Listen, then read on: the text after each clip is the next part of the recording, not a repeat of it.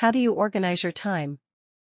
Well, I make a plan for a day in advance, like before I go to bed. I think about what I must do on the next day and often write them down somewhere. Sometimes I set an alarm on my phone to remind myself. Are you ever late for anything? No, never. I always leave early when I have an appointment, and I check my schedule early in the morning, so I can be on time without fail. What excuses do people use when they are late? It's unpredictable. Some people make excuses on traffic, family events, or sometimes they say they are not feeling well. Do you like it when others are late? I hate people being late the most. I think it's a matter of someone's manner, and everyone has to be on time all the time. Especially when someone's late for something important, it's just unacceptable for me.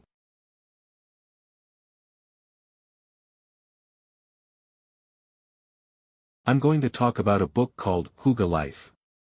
It's about lifestyle of Danish people, and how to be happy like people in Denmark. Actually, it was one of the bestsellers a few years back. I saw this book when I visited a bookstore and decided to read it because I wanted to read something simple. Well, as I mentioned, this book is about Danish lifestyles, and it explains the true meaning of Hygge Life.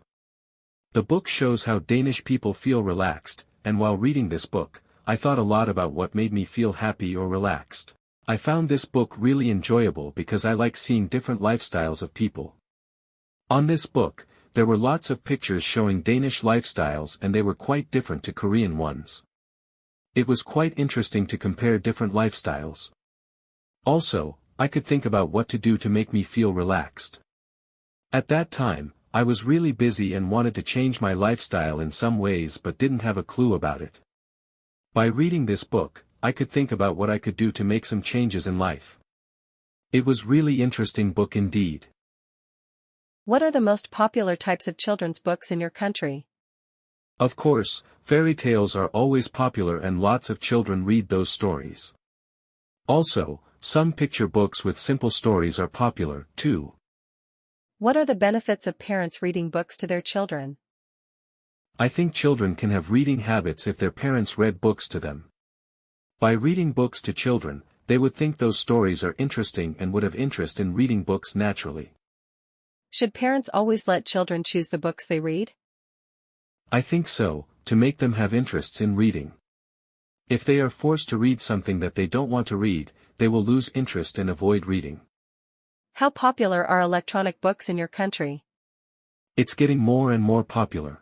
Lots of people still read printed books, but people prefer reading e-books due to the convenience. What are the advantages of parents reading electronic books, compared to printed books? Well, obviously easy access can be the main benefit. Unlike printed books, parents can easily read e-books whenever they need to. Also, parents can share e-books with their children and talk about the story together. It can boost children's learning. Will electronic books ever completely replace printed books in the future? I don't think so.